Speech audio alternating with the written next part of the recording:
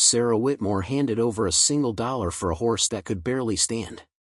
The mare limped so badly that men at the auction placed bets on how long before it collapsed. 6 weeks later, that same horse would carry evidence across 300 miles of wilderness, and Sarah would discover the limp had been carefully taught, a deception hiding the most valuable animal in the Dakota Territory. The auction yard in Redemption Flats sprawled across 2 acres of trampled earth and weathered fencing. Sarah Whitmore stood near the back, shoulders wrapped in a threadbare shawl that did little against the October wind cutting down from the Badlands. Around her, ranchers and traders shouted bids on cattle and horses, their voices carrying the easy confidence of men with money in their pockets and credit at the bank. She had neither. The auction had been running since dawn, and Sarah had watched lot after lot sell, good breeding stock, work horses, even a few wild Mustangs that would be broken and resold come spring. She wasn't here to buy. Couldn't afford to buy. She was here because standing still in town cost nothing, and because the boarding house where she'd spent her last night's rent wouldn't let her back inside until evening anyway. When they brought out Lot 63, the mood in the crowd shifted from business to entertainment. The mare stumbled into the pen, right foreleg dragging so severely that each step looked like it might be her last.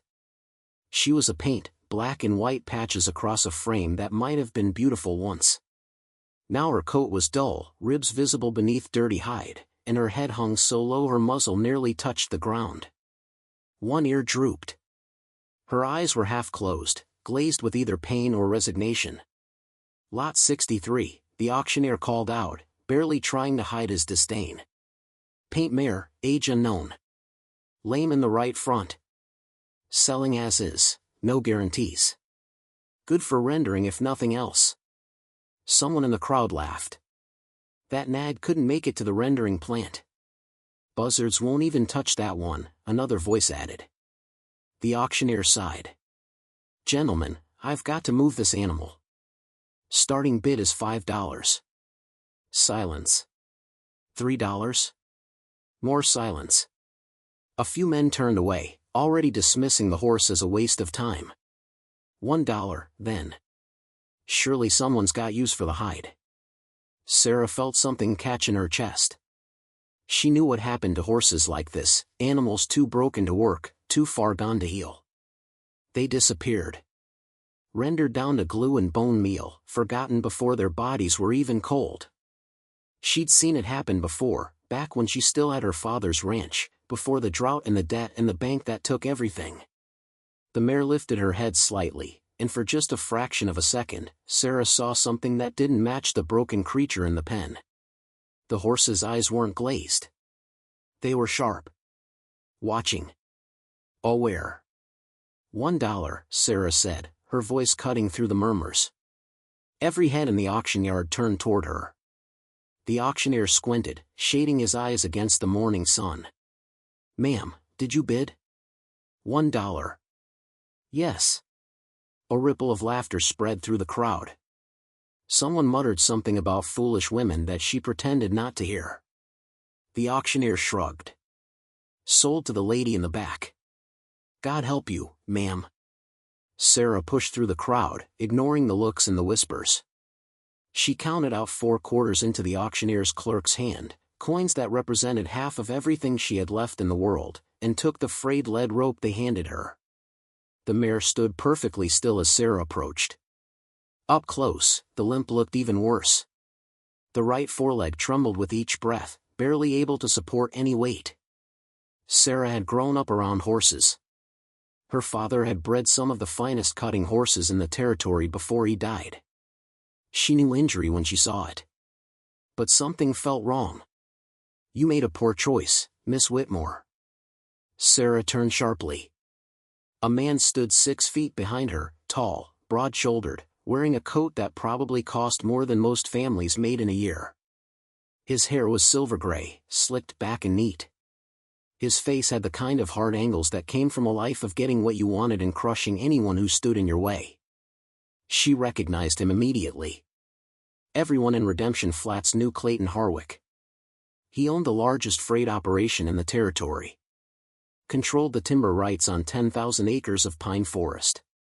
Sat on the town council and the territorial legislature. Men said his name with a mixture of respect and fear, though Sarah suspected the fear outweighed the respect by a fair margin. "Mr. Harwick," she said carefully. "I don't recall asking for your opinion." His smile was thin, cold. "That horse is lame, Miss Whitmore. Permanently. You've wasted your money." "It's my money to waste." "Is it?" His pale eyes narrowed. "I heard you lost your father's ranch. Heard the bank foreclosed last spring. Heard you've been working odd jobs and can barely afford a room. Seems foolish to spend what little you have on an animal that'll be dead within the month." Sarah's jaw tightened. The fact that he knew so much about her circumstances made her skin crawl. "The horse is mine now. That's all that matters." Harwick stepped closer, and Sarah caught the scent of expensive tobacco and leather. "I'm a reasonable man, Miss Whitmore. I'll give you $2 for that horse right now. Double your investment. Walk away with a profit." "Not interested." $5, then." Sarah stared at him. $5 for a horse he just called worthless? For an animal that was supposedly good for nothing but rendering? "Why do you want her?" Sarah asked. "I don't. I'm simply trying to save you from your own poor judgment." But his voice had an edge now, a tension that hadn't been there before. "Then I'll keep my poor judgment, thank you." Harwick's expression hardened. The false friendliness evaporated like morning dew. "You're making a mistake.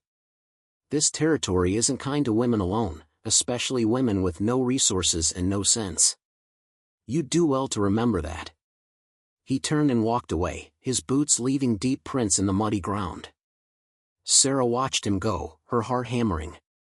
That hadn't been advice. It had been a warning. She looked down at the mare, who was watching her with those oddly intelligent eyes. "What is it about you," Sarah whispered, "that a man like Clayton Harwick wants so badly?" The walk back to the boarding house took 20 minutes. The mare limped beside Sarah, struggling with every step, her breathing labored and harsh. People on the street stopped to stare. Some shook their heads in pity. Others smirked or made jokes about fools and their money. Sarah ignored all of it. The boarding house sat on the edge of town, a sagging two-story structure that looked like it might collapse in a strong wind. Mrs. Kowalski, the owner, had grudgingly agreed to let Sarah use a corner of the small stable behind the property, more of a shed, really, in exchange for mucking out stalls and mending harnesses. Sarah led the mare inside and tied her to a post. The space was cramped and dark, smelling of old hay and mouse droppings, but it was shelter. She forked over what little hay she could find, filled a bucket with water from the pump, and stood back to watch. The mare drank deeply, then turned to the hay. Despite her apparent exhaustion, she ate with purpose, not the desperate gulping of a starving animal, but the methodical efficiency of one who knew how to conserve energy. Sarah crouched down slowly, keeping her movements gentle and predictable. She'd learned young that horses could sense fear and uncertainty. They responded to calm confidence, even when you didn't feel particularly confident. "Easy, girl," she murmured. "Let me have a look." The mare stood perfectly still as Sarah ran her hands down the right foreleg. She started at the shoulder, feeling for heat that would indicate inflammation or infection. Nothing. The muscles were solid, well-defined beneath the dirty coat. She moved down to the knee. The joint flexed smoothly under her fingers, no swelling, no heat, no sign of old breaks or new damage. Down to the cannon bone, straight, sound, cool to the touch. The fetlock joint moved without resistance. The pastern was perfect. The hoof, when she lifted it, was well-shaped with no cracks, no abscesses, no signs of founder or navicular disease. Sarah set the hoof down and sat back on her heels, her mind racing. There was nothing wrong with this leg. Nothing at all. She stood and moved to the mare's head, looking into those dark, intelligent eyes.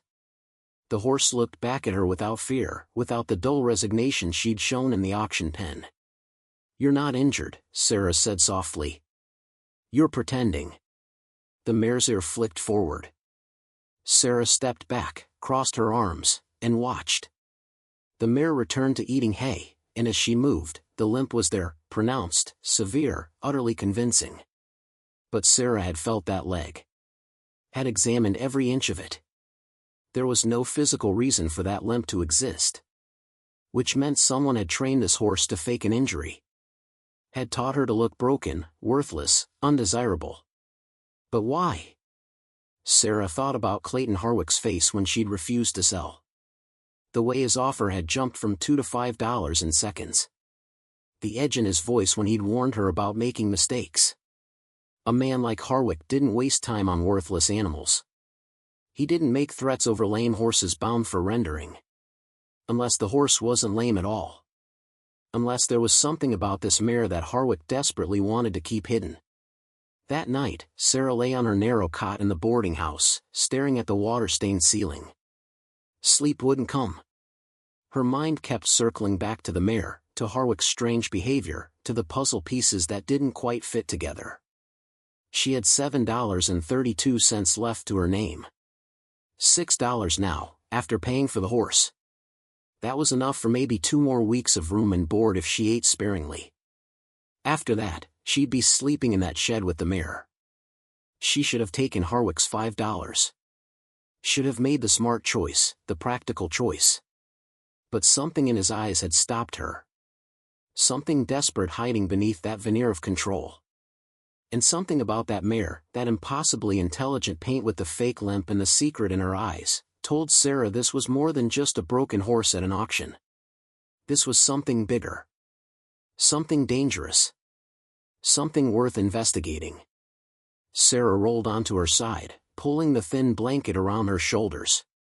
Tomorrow, she'd start asking questions. She'd find out where that mare had come from, who had owned her before, why she'd ended up at the auction with an injury that didn't exist. And she'd figure out what Clayton Harwick was so desperate to hide. Outside, the October wind rattled the windows. Somewhere in the darkness, a coyote howled. And in the small shed behind the boarding house, a paint mare with a false limp stood watching the stars through a gap in the roof, waiting for whatever came next. 3 months before Sarah Whitmore bought a crippled horse for $1, she had stood in the doorway of her father's ranch house and watched everything she'd ever known disappear. The bank assessor had walked through every room with his clipboard and his cold eyes, marking down furniture, tools, livestock, everything that could be sold to cover the debt. Her father had been dead 6 weeks by then, taken by pneumonia that started as a cough and ended in a grave on the hill overlooking land his family had worked for 2 generations. The drought had started the year before. Streams that usually ran clear through August had dried to mud by June. Grass turned brittle and brown. Cattle grew thin, their ribs showing like barrel staves. Her father had borrowed against the ranch to buy feed, betting that the next year would bring rain. It hadn't. The second summer was worse than the first. Cattle died in the fields. The few that survived weren't worth the cost of driving them to market. The bank's letters came weekly, then daily. Her father had stopped sleeping, stopped eating. Sarah would find him standing at the window in the middle of the night, staring out at land that was killing him by inches. When the pneumonia took him, Sarah almost felt relief. At least he wouldn't have to see what came next. The bank took the ranch on a Tuesday. They gave Sarah 72 hours to remove her personal belongings, clothes, her mother's Bible, a few photographs. Everything else was inventory now, property of the Redemption Flats savings and loan. She had asked to see the loan documents. Had sat in the bank manager's office and read through every page, looking for some error, some way to fight back. The numbers were clear. Her father had borrowed $3,000 against property assessed at $5,000. With interest and penalties, the debt had grown to $4,200. The ranch sold at auction for $3,800, barely enough to cover what was owed. But one detail had caught Sarah's attention. The bank manager had signed off on the loan, but the actual money had come from a private investor who'd bought the note from the bank. The investor's name was Clayton Harwick. Mr. Harwick specializes in distressed properties, the bank manager had explained, his voice carrying the careful neutrality of a man who knew which side his bread was buttered on. He provides capital when the bank cannot. It's a service to the community, really. Sarah had wanted to laugh. Or scream. Instead, she'd folded the documents carefully and asked for copies. I'm afraid that's not possible, Miss Whitmore. These are confidential banking records. My father's signature is on them. I have a right.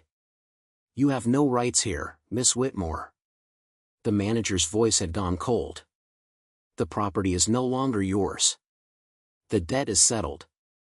I suggest you focus on your own future rather than dwelling on the past. She'd left the bank with nothing but the clothes on her back and $14 in her pocket, money she'd saved from selling eggs and butter at the general store. That had been in July.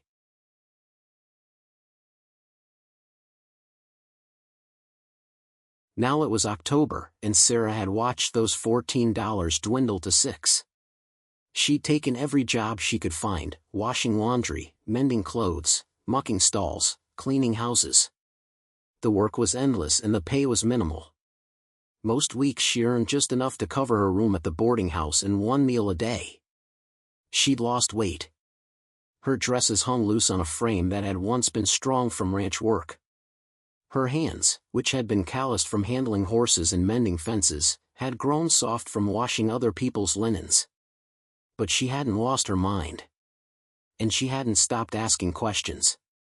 In 3 months, she'd learned that her father's ranch wasn't the first property Clayton Harwick had acquired through distressed circumstances.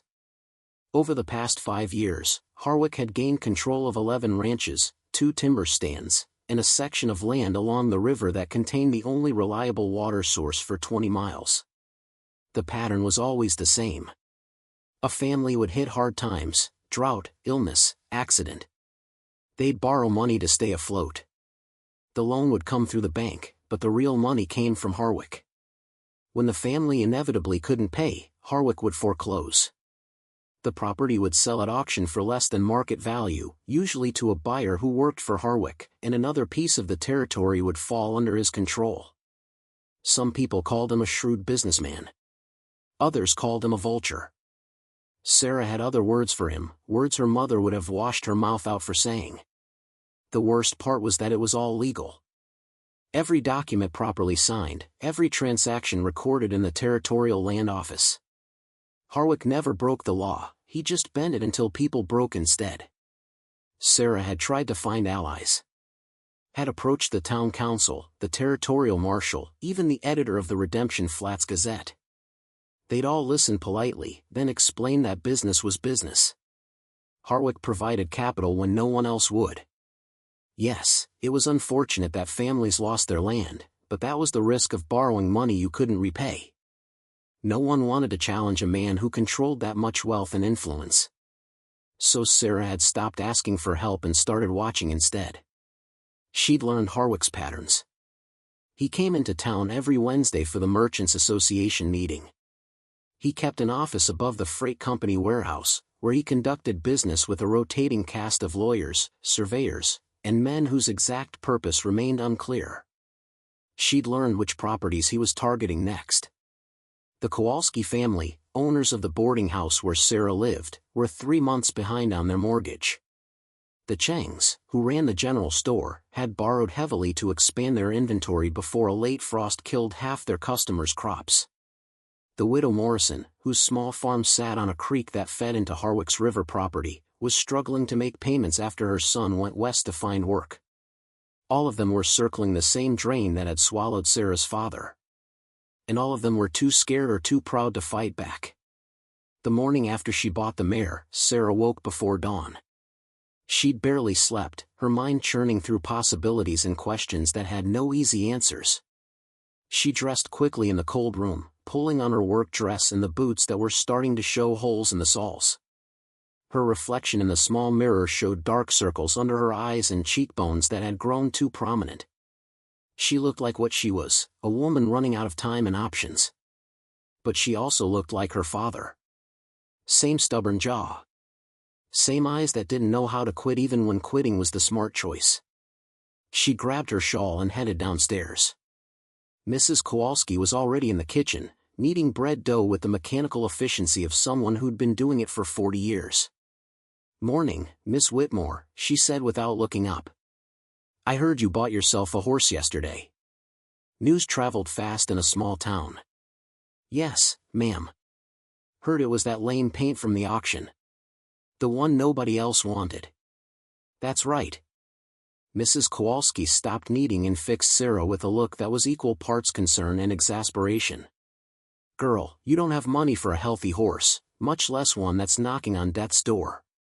What were you thinking?" "I wasn't, I suppose. Just seemed wrong to let her go to rendering." The older woman sighed and returned to her dough. "You've got too soft a heart, Miss Whitmore. Soft hearts don't last long out here." Sarah didn't argue. She'd heard some variation of that sentiment her entire life.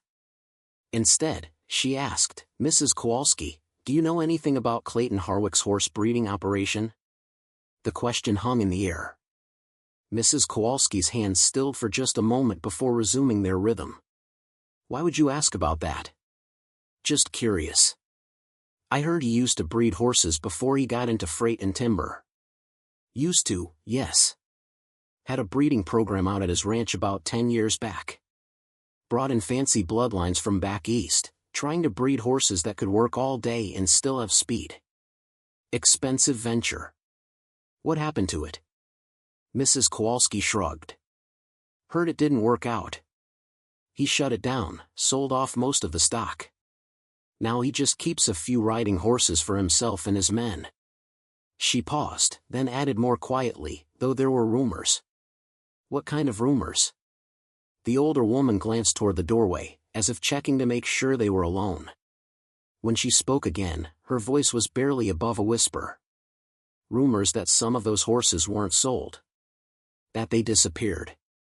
And that anyone who asked too many questions about where they went, well, they stopped asking." A chill ran down Sarah's spine. "What do you mean, stopped asking?" "I mean people have accidents, Miss Whitmore. They fall off horses, or their wagons overturn, or their houses catch fire in the night. And somehow, those accidents always seem to happen to folks who've crossed Clayton Harwick." Mrs. Kowalski's hands moved faster now, punching the dough with unnecessary force. "That's why you need to be careful asking questions about his business. Soft hearts don't last long. Neither do nosy ones." Sarah absorbed this in silence. She'd suspected Harwick was ruthless, but hearing it confirmed made the danger feel more real, more immediate. "Why are you telling me this?" Sarah asked.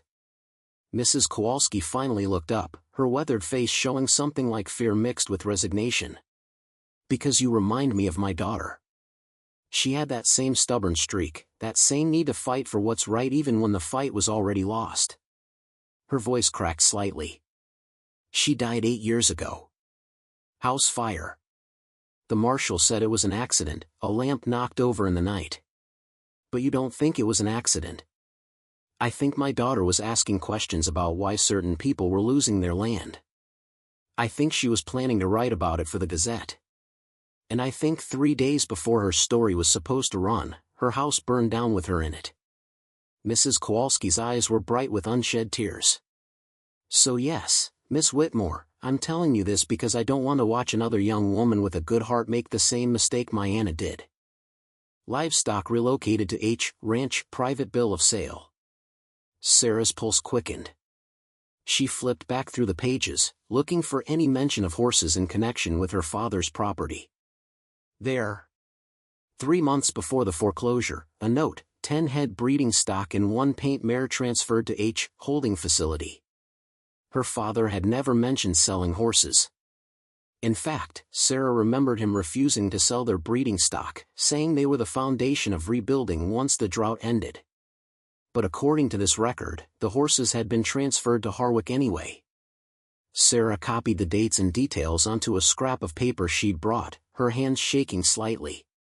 This wasn't just foreclosure. This was theft dressed up as legal business. "Finding what you need." The clerk appeared in the doorway.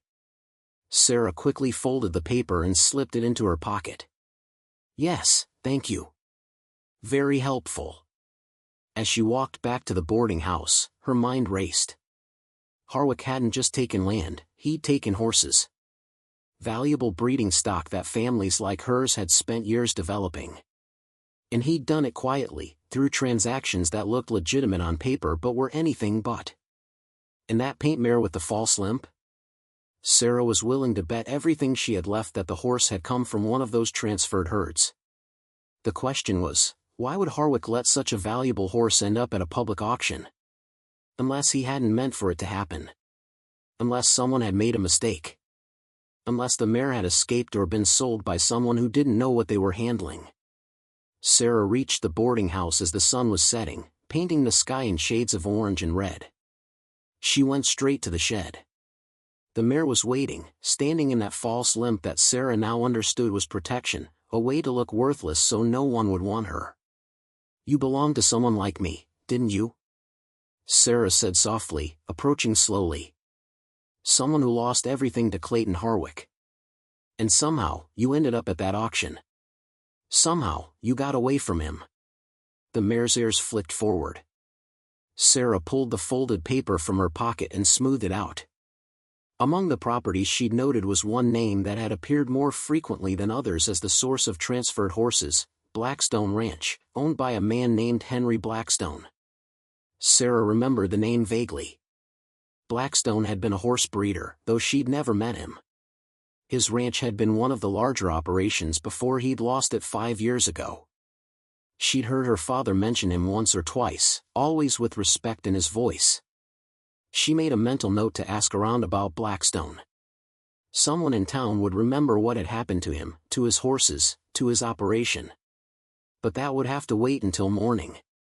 Right now, she needed to think about what she discovered and what it meant.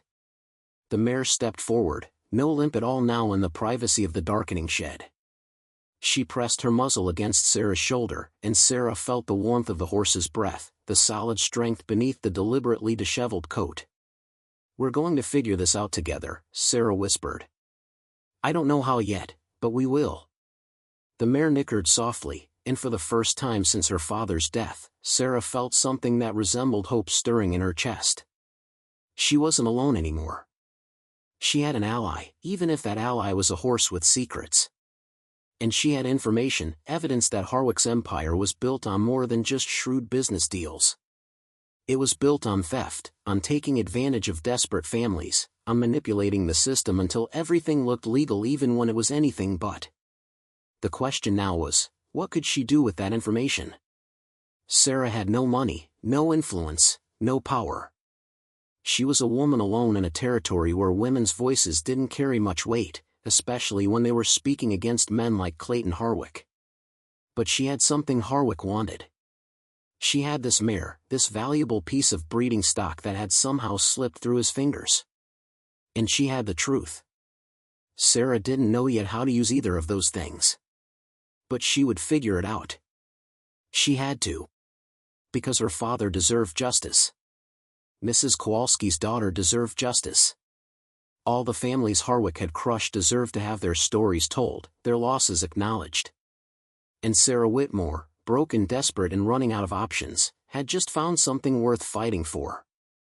She stood in the shed with the mare, watching darkness settle over Redemption Flats, and made herself a promise: she wouldn't let Harwick win. Not this time. Whatever it took, whatever the cost, she would find a way to expose him. The mare seemed to sense her determination. The horse stood tall now, no trace of the false limp, and in the fading light, Sarah could see the strength and power that had been hidden beneath the deception. This wasn't just any horse. This was something special. Something worth protecting and hiding. And tomorrow, Sarah would start finding out exactly what made this mare so valuable that Clayton Harwick would sell property for $1 just to get her back. The answers were out there. She just had to be brave enough, and smart enough, to find them.